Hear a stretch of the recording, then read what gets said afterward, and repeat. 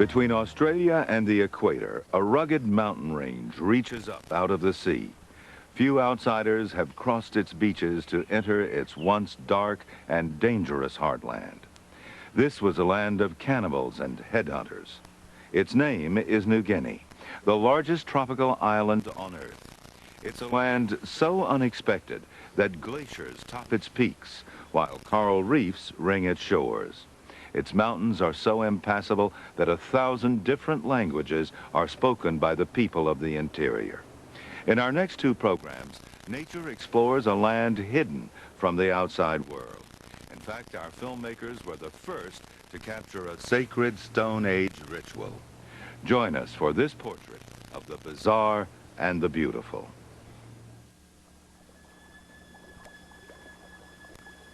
In 1926, news broke in Australia that gold was found up north on the island of New Guinea. Adventurous young men set sail and crossed the sea to a land they had never seen before.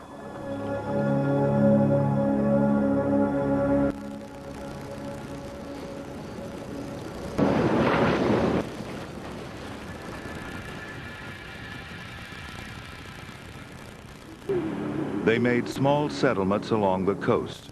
Few wanted to journey inland, where mountains were dangerously steep, where dense jungle and deep swamp swallowed up the foolhardy, where a man could collapse from heat stroke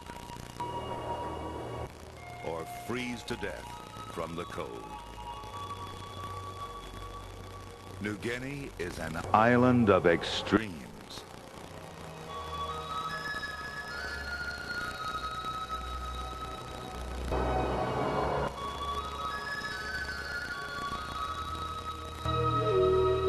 Just east of Asia, due north of Australia, New Guinea sits between the Indian and Pacific Oceans.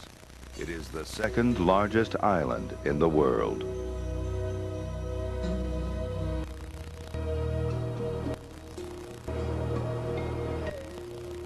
It is also one of the last places on Earth to be touched by European invaders. The island presents formidable obstacles of swamps, mountains, and weather. Only a few men were willing to enter this fearful territory. One of them was Mick Leahy, an Australian prospector. He wrote in his journal, "After a few hours' walk, sheer walls of limestone dropped 100 feet. We were devoured by millions of mosquitoes. We were badly in need of a rest from the blood-sucking leeches, lawyer vines, and stinging trees." But beyond the hills, this strange and frightening terrain also holds an Eden. Creatures both rare and beautiful flourish in this exotic landscape, and there are powerful spirits in this forest. The natives believe that spirits circle the sky as bats or birds.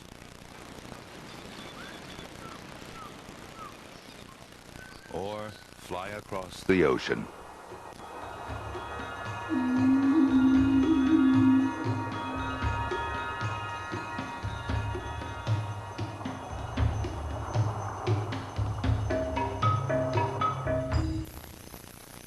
There are many animal spirits, but it's the bird of paradise to whom the native people pay special attention. When a spirit wants to speak, it enters a bird of paradise and uses the bird's voice to call to its relatives in the forest.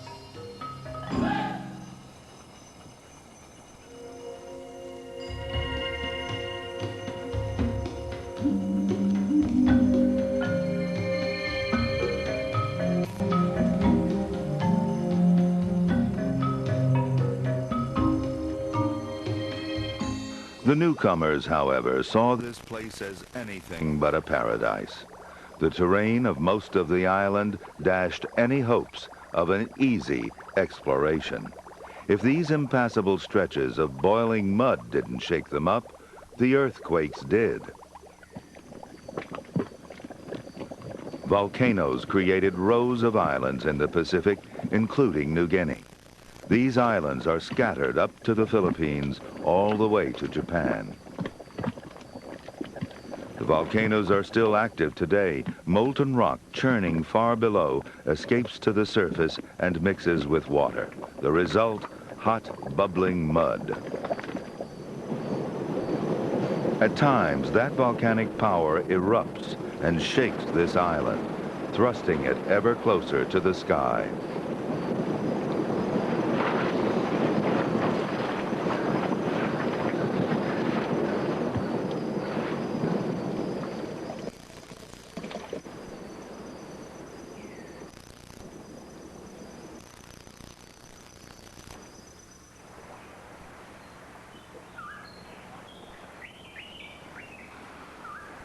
The tranquil coastline belies the turmoil that created it.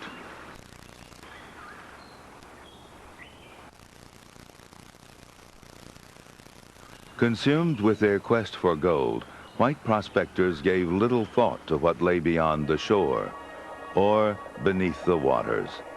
They would have found a diver's paradise.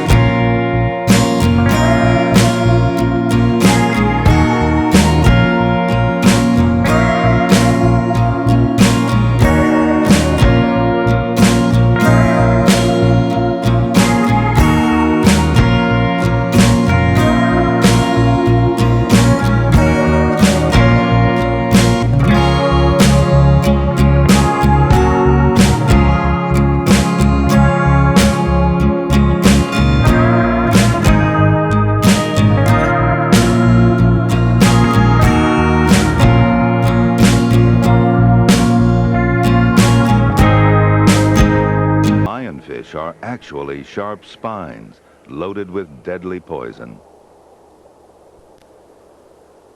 Clownfish use the stinging tentacles of anemones for protection.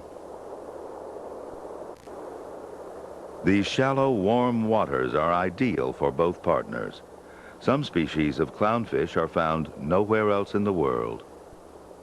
Clownfish have developed a way to avoid being stung. The fish does an elaborate dance, carefully smearing mucus from the anemone over its body. Since the anemone doesn't sting itself, it won't sting a fish covered in its own slime.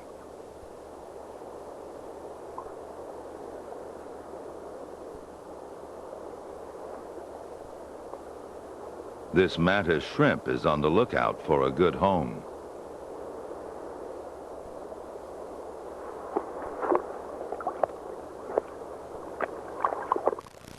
The base of the reef seems ideal. Not only beautiful, the mantis is well protected. The claws it keeps tucked under its body can easily break a person's fingers.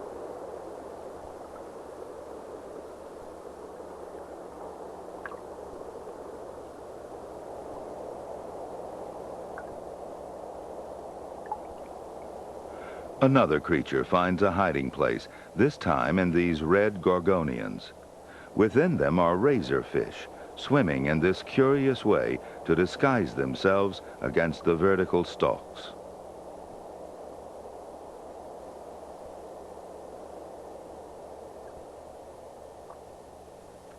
These fish have also sought refuge among spines, but they haven't noticed that the spines are not attached to a rock, but to a very hungry stonefish.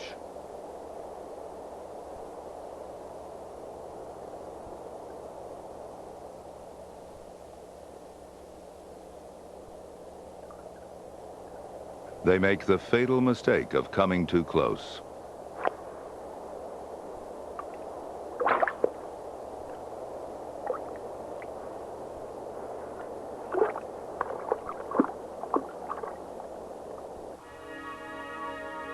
"600 species of nudibranch thrive in one lagoon in New Guinea. This diversity is unheard of anywhere else.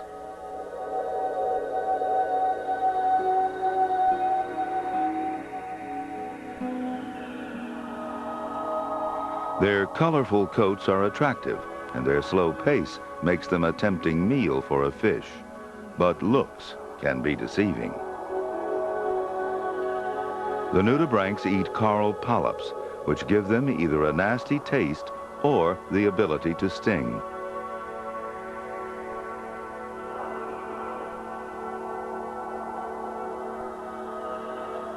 The nudibranch is a mollusk without a shell. Its name means naked lung. The feathery decorations above its tail are actually gills.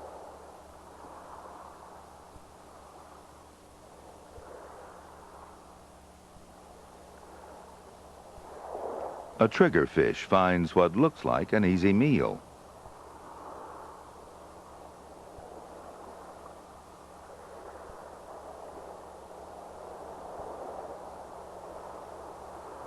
And discovers the nudibranch's foul taste.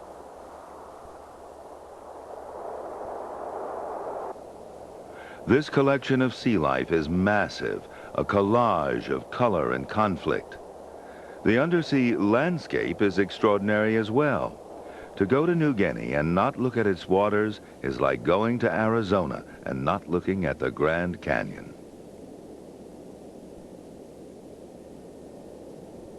A diver's light reveals a sea fan. It glows a delicate pink when lit. Normally, it would be invisible in the mouth of this dark cave.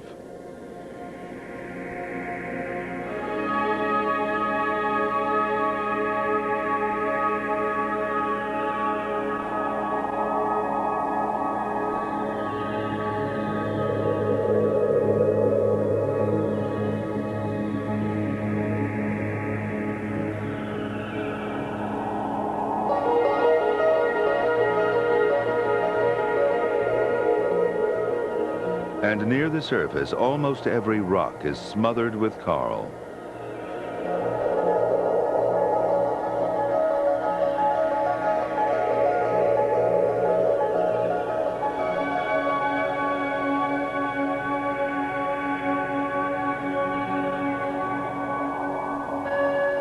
These reefs have been affected by the same forces that built the mainland.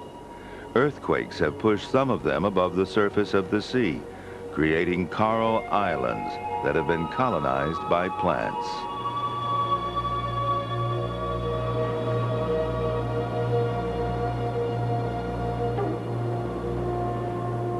These terraces were once coral reefs.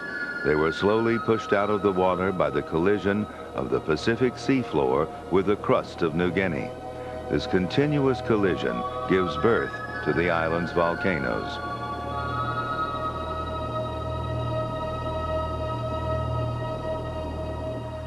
The combination of towering mountains and a tropical sea means only one thing: rain, and lots of it. Thunderstorms occur almost every afternoon. In some parts of New Guinea, rainfall is 20 feet a year.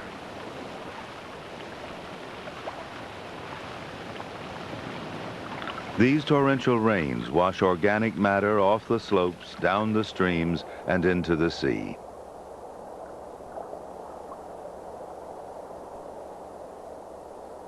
The abundance of these nutrients fertilizes an already rich sea life.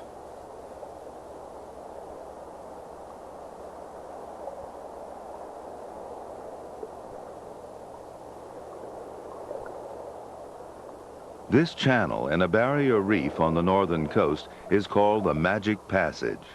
The numbers and varieties of sea life which gather here to feed on the passing plankton give the channel its name.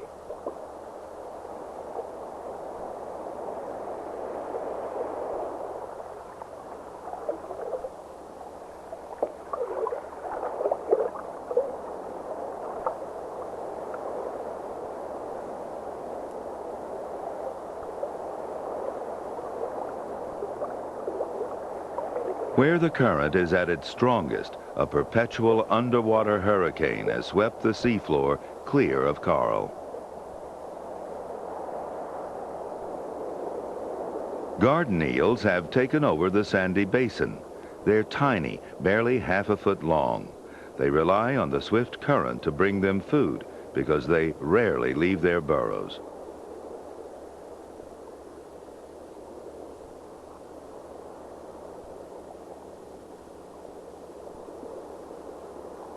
They're quick, and with their sharp eyes can look out for food and potential predators.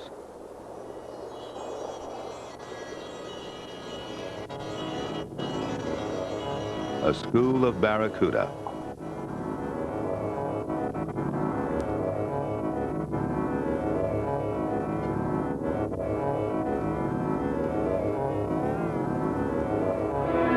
A white-tipped reef shark.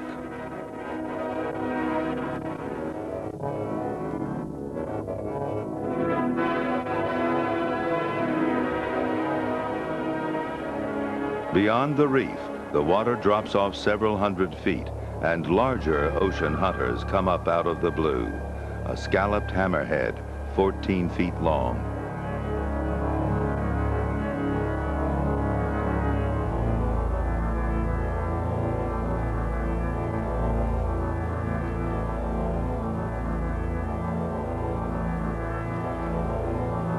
But ocean wanderers did not just come from below.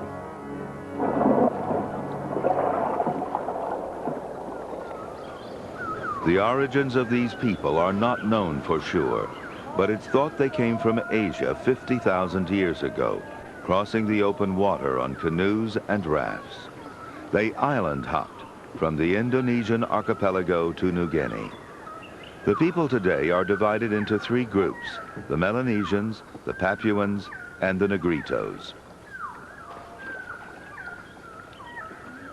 Although Europeans had known of this island since 1512, they didn't settle here.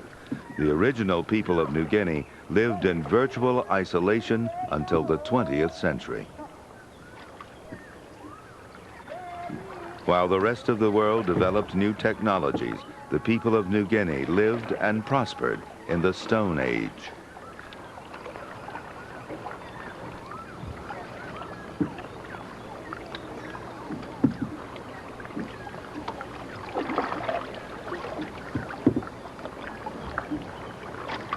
Those who settled along the coast would never go hungry. Sea life in the lagoons was plentiful, and the crops were generous.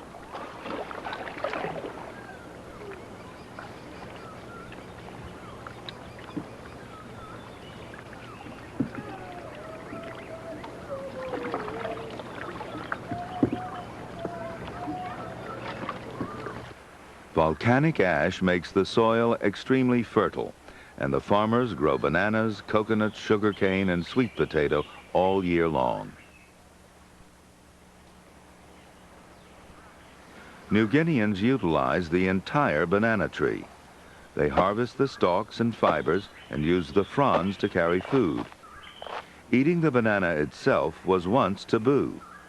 Warriors would not eat a banana before a battle. They believed the fruit's softness would diminish their strength.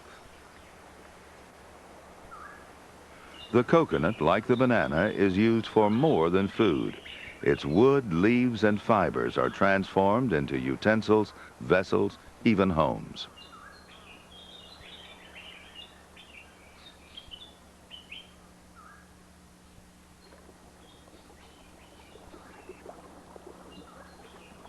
Today, the island is divided into two countries. Irian Jaya in the west is a province of Indonesia. Papua New Guinea in the east is an independent country. But throughout the island, each coastal village, each mountain valley contains a separate, unique culture. Because of the isolated pockets of people, almost 1,000 different languages are spoken in New Guinea. These are the Mount Hagen Highlanders.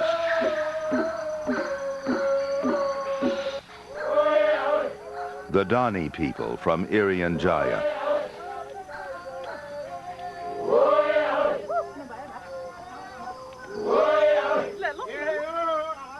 Huli Wigman from the Highlands. And I am tribesman from the coastal swamp.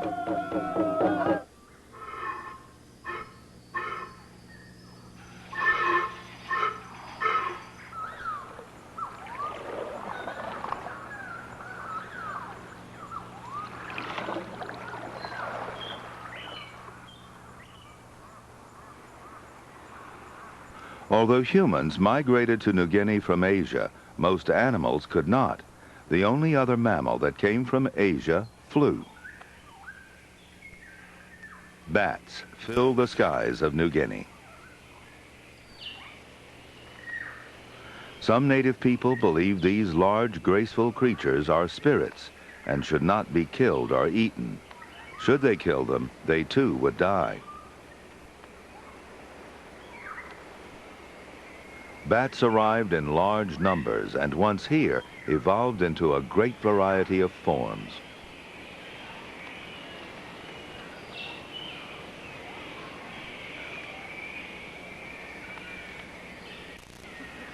This is one of the island's biggest bats, a spectacled flying fox, a fruit bat with a wingspan of more than 3 feet.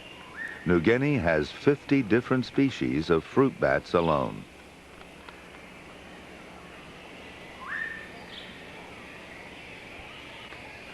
These bats are voracious vegetarians. The natives need to guard their farms and gardens against these armies of the night.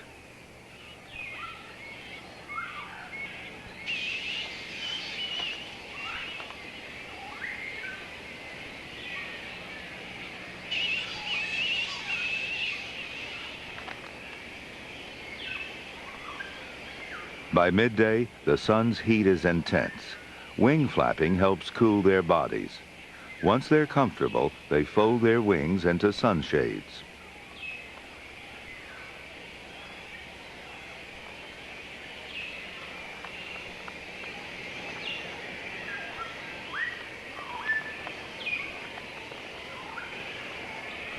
They need to rest in preparation for the night of feeding ahead.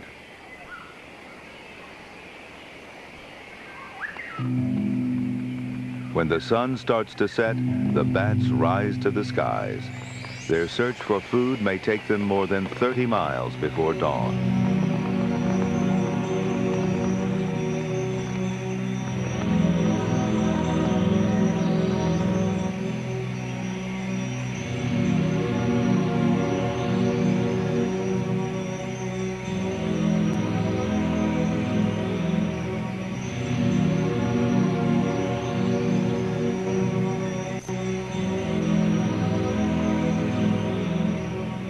The only other mammals to migrate to New Guinea did not fly, they walked. 8,000 years ago, there was a land bridge to Australia, the Torres Strait.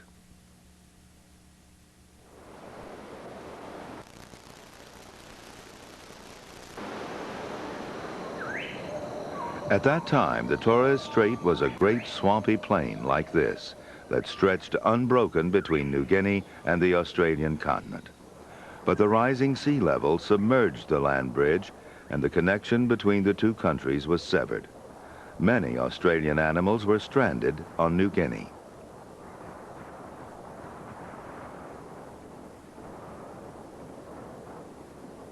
Immigrants easily adapted to their new homeland, like the wallaby.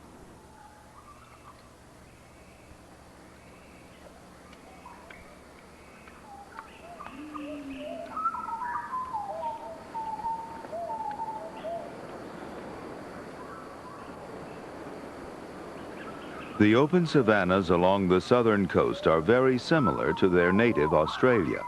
In the dry season, the sun bakes the ground hard. Rain doesn't fall for months. The hungry wallabies search for anything green.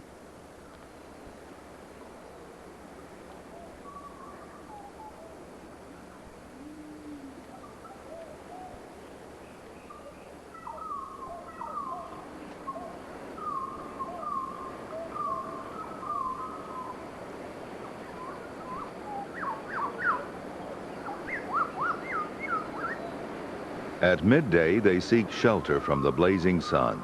Even the breeze is hot and withering. A wallaby baby called a joey is born the size of a postage stamp. The mother carries it in her pouch until it's 8 months old. Then it's big enough to get around on its own.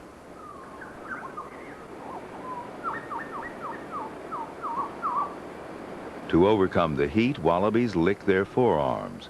The evaporating saliva helps cool them down.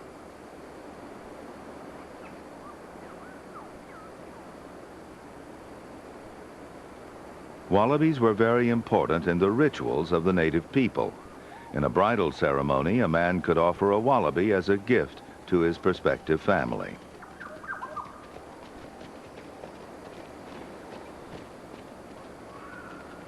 Wallabies don't have to worry about large mammal predators like tigers or lions. None ever made it to New Guinea. Instead, some of the largest, most fearful predators are reptiles.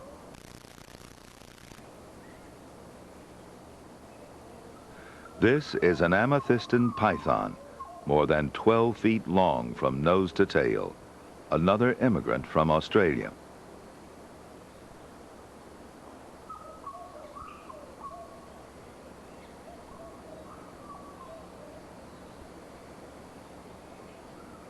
The python lies in wait for its prey, then kills it with suffocation.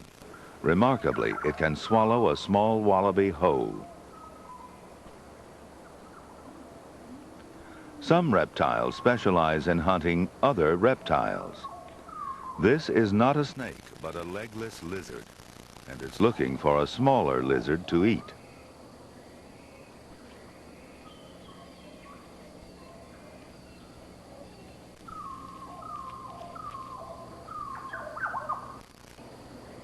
But first, a drink of dew.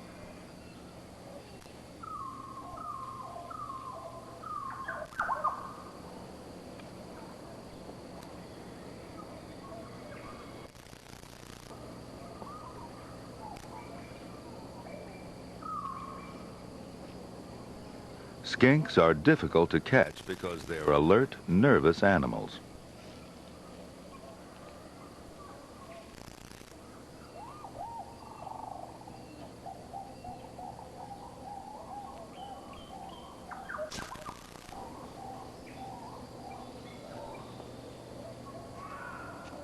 For these lizards, legs would be a handicap. By gliding silently through the grass, they're able to sneak up on their unsuspecting prey.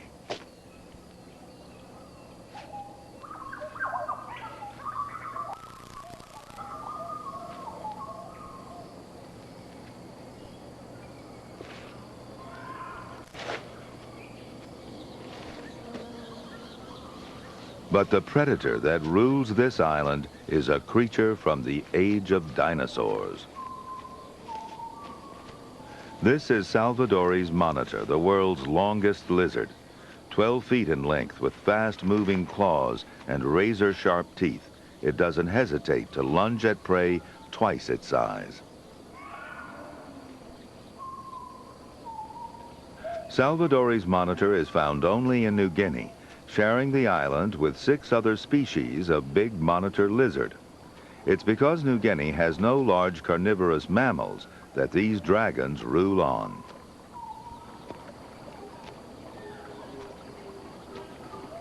It's a powerful hunter, but it won't pass up an easy meal like this wallaby carcass.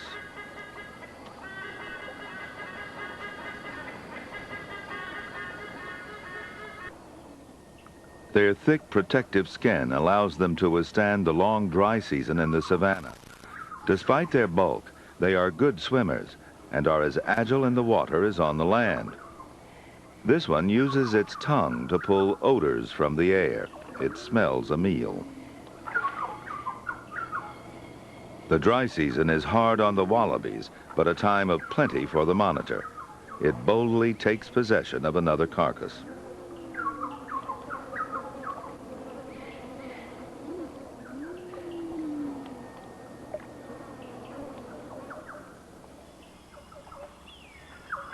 The dry season lingers on. Lakes and rivers become shallower, smaller.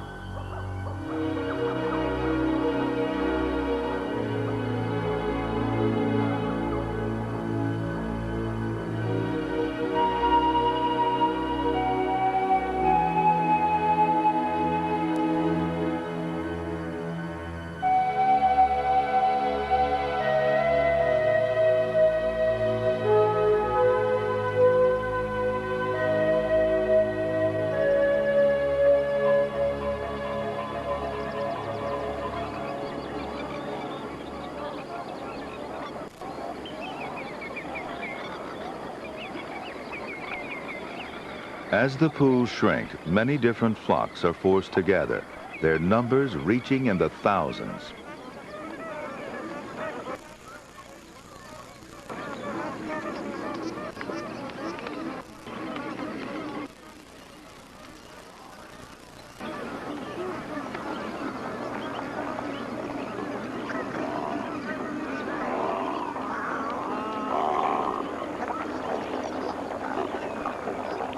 These magpie geese are searching for tender aquatic plants. But the herons and egrets are hunting for something meatier.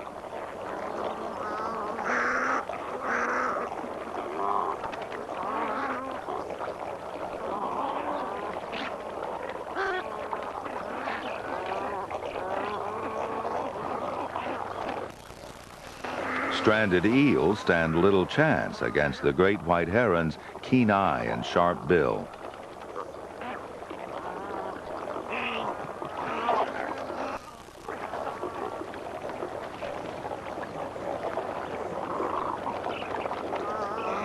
During the wet season, the savanna was flooded, but now that water levels have dropped, eels, frogs, and fish become trapped, creating a bonanza of food.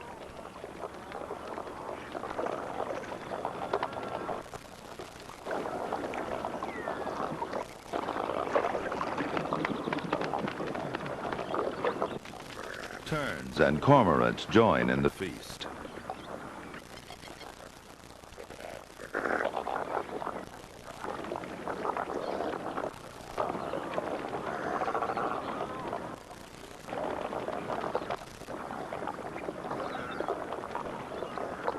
At the water's edge, shrimp and other aquatic life have been left high and dry. Easy pickings for the long probing bill of the glossy ibis.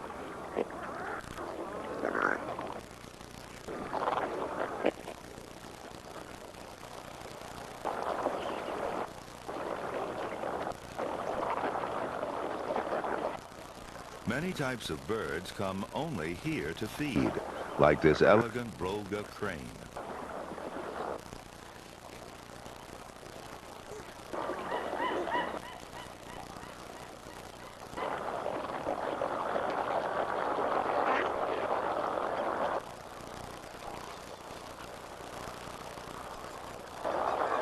Hundreds of catfish are trapped in a quiet backwater and become a feast for Australian pelicans. Working in teams, they're able to catch fish with almost every scoop.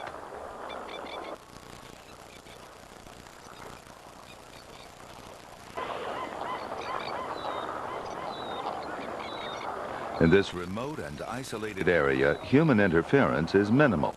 Because it's relatively safe, birds congregate here in enormous numbers. But there is danger here from the sky, a white-bellied sea eagle.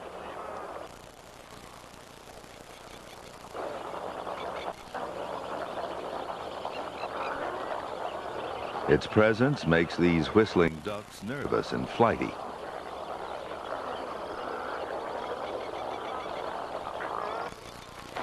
Their sudden takeoff alarms other birds, and there's a mass exodus.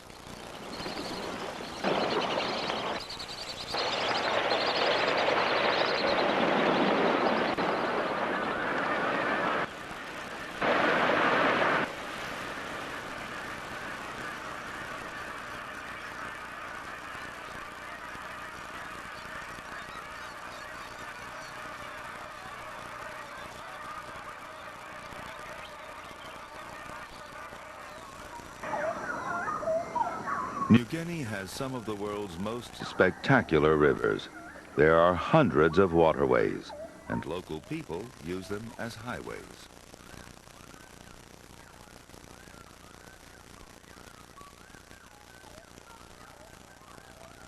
The rivers are natural routes to the interior, and in the 1930s, a few brave explorers tried to use them to reach the Central Mountains.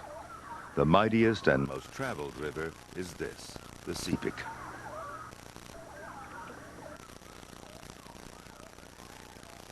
The Sepik River flows across both Irian Jaya and Papua New Guinea. Stretching 700 miles across the northern coast, it's one of the world's largest rivers. It's also one of the youngest, 6,000 years old.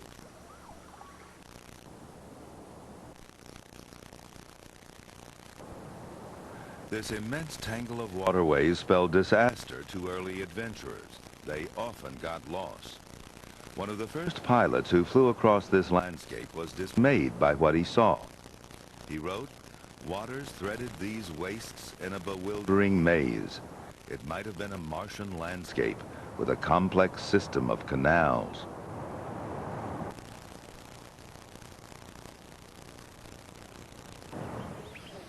The river's hairpin bends and oxbow lakes can still confuse the inexperienced navigator.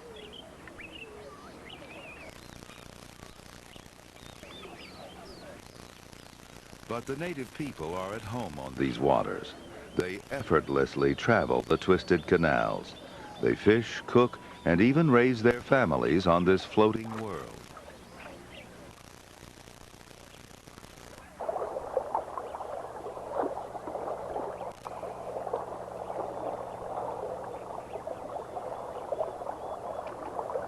The catfish sustains them, and these fishermen hunt for it in the traditional way, stalking it with a harpoon.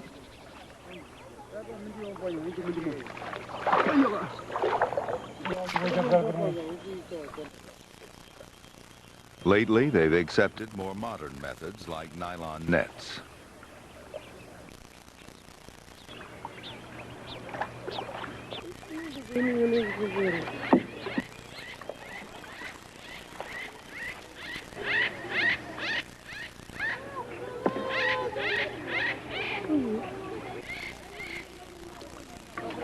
Besides catfish, the Sepik River provides eels, crayfish, snails, and a continual harvest of water lilies.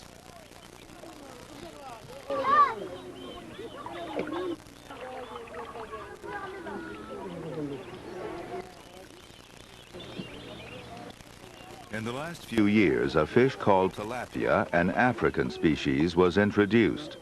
It was hoped that this fish would cut down on the mosquito population. It didn't, but the tilapia has prospered, providing good harvests and plenty of protein for the river people.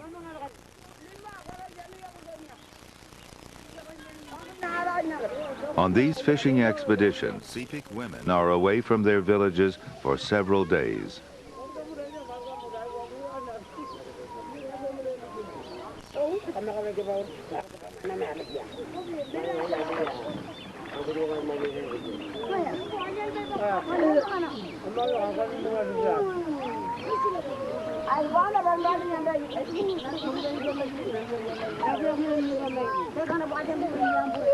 They spend so much time on the water that every aspect of their lives has been modified to take place in a small canoe. Animals, however, don't need a canoe.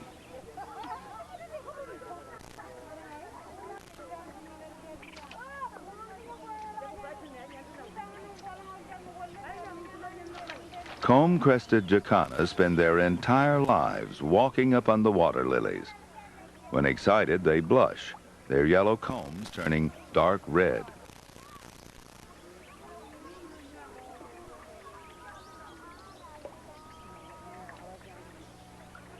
The beautiful pygmy goose feeds on the river's surface and rarely comes ashore. When it does leave the water, it perches in trees, a trait which is very rare in waterfowl.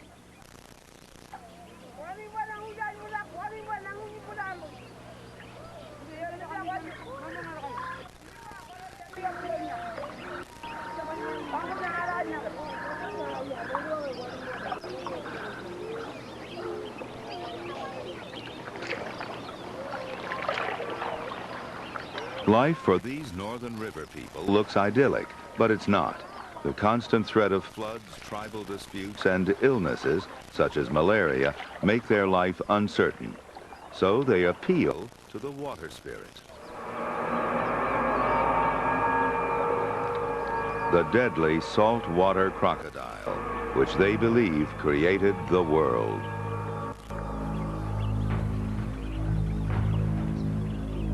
The Sefik people believe they're descended from crocodiles.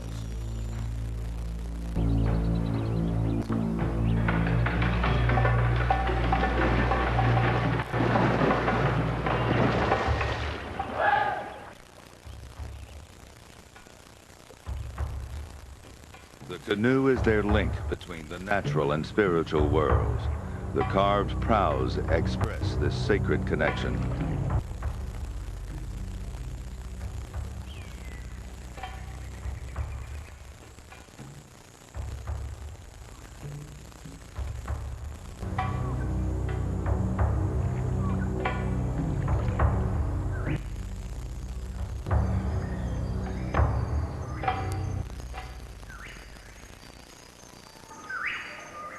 These scars represent the teeth marks of a crocodile, but the wounds were made by a knife. When a boy comes of age, he must undergo a ceremonial initiation. He suffers a ritual attack, and if he survives, he will possess the power of the crocodile.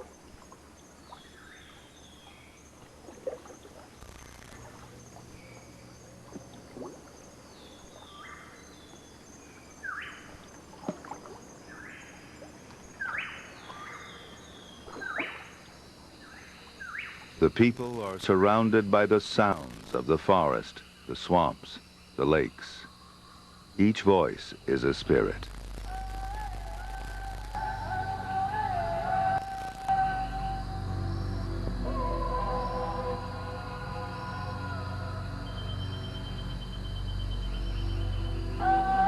To the people of New Guinea, there is no such thing as a natural death. Every death is caused by a sorcerer, an enemy, and every death has to be avenged.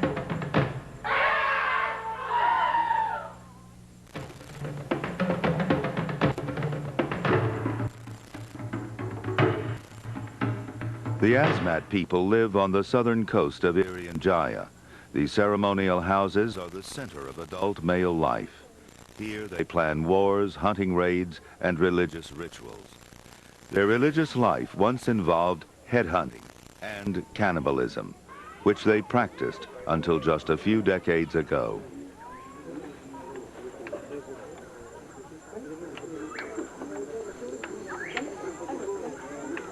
The Asmat are highly skilled carvers. In the past, giant sculptures were central to the elaborate ceremonies performed to mourn the dead. The carvings were meant to incite revenge upon the agent of death. Enemies' heads were hung from these statues.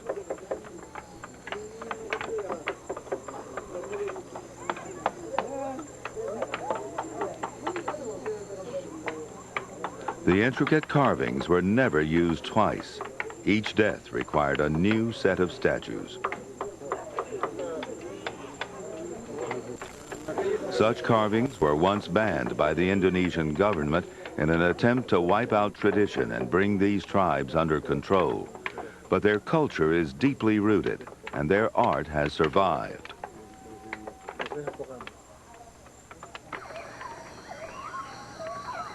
The great variety of cultures in New Guinea reflects the diversity of the land. In many places, the dense jungles give way to an even more difficult terrain, the swamps.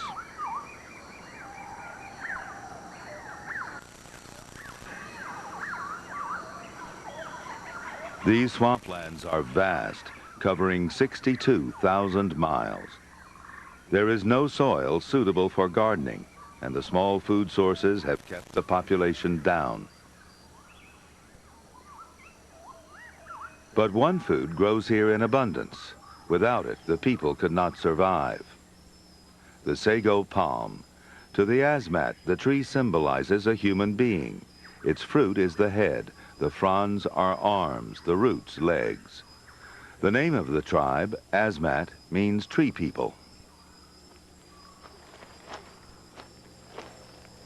Asmat villagers walk through miles of swamp to check on the readiness of the sago tree.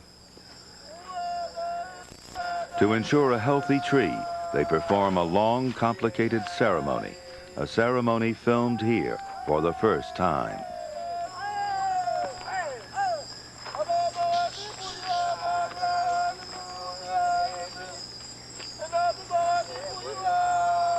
They sing to the sago palm's spirit, asking it to leave before they take down the tree.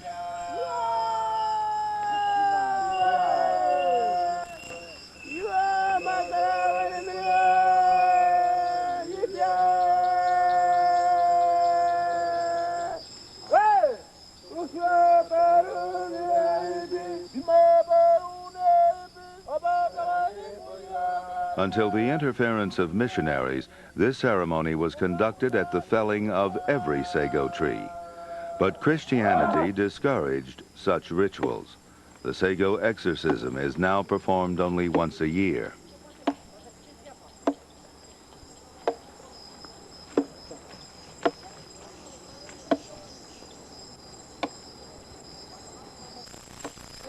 For the last time, the spirit is warned away.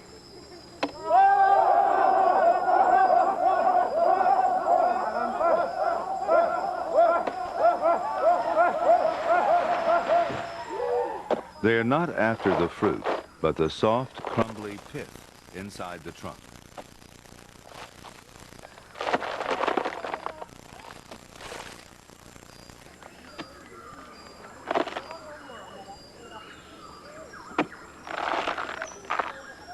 Because they believe the sago represents a human being, they use a wooden pounder carved with headhunting symbols to break apart its body.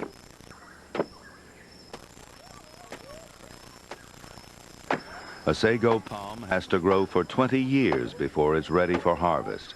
In that time, it lays down massive stores of starch, which can be extracted by pounding, washing, and drying. Eventually, it turns out just like flour and is most commonly cooked as a pancake.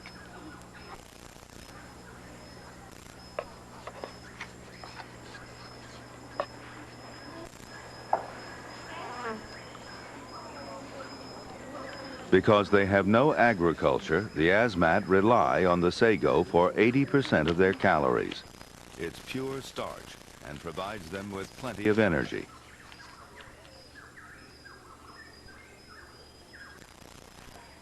If people are tired of pancakes, there is another way to prepare it, as sago pudding.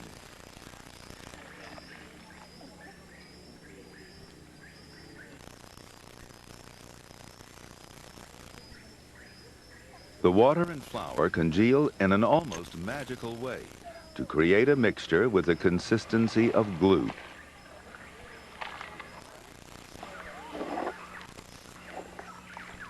Pancakes and pudding are the staple diet, but the sago trees also offer a surprising nutritional treat. These Asmat men left behind a part of the trunk for about a month. Now they've returned for their reward. The grubs they're collecting are the larvae of the Capricorn beetle that laid its eggs in the tree after it had been chopped down.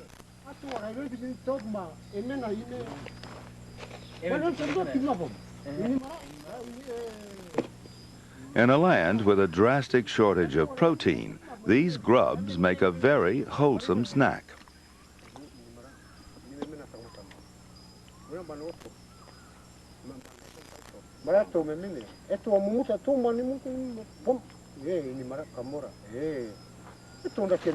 For these men of the swamps, the passage into manhood is not easy. Throughout their history, they engaged in fierce warfare with their neighbors. It was believed that before a young boy could become a man, he needed the spirit of a man to enter him, and for that, he needed a human head. And for human heads, they formed raiding parties. They believed the head was like the fruit of a tree. It had the power to give seed and bring growth. If the head was placed in the lap of a young boy, it would plant within him the seeds of strength and sexual maturity. That's why the head-hunting raids were once so vital to the growth of their villages.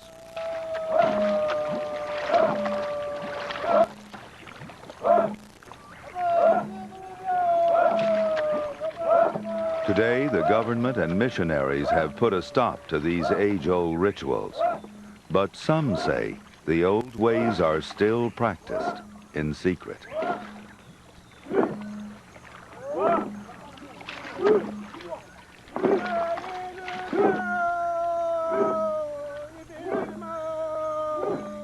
And what other secrets does this island hold?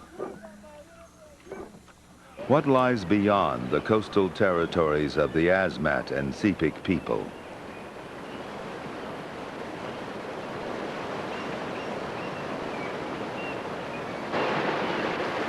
Moving inland, we reach waters that run too fast and furiously for even the most powerful canoes.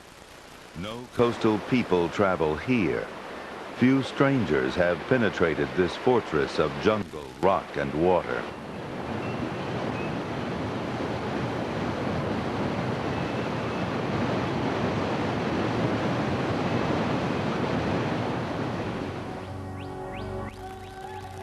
And at last, we reach the rugged central mountains that have guarded the interior of New Guinea from the outside world until well into this century. In our next episode, we accompany one of the first explorers to reach New Guinea's hidden heart.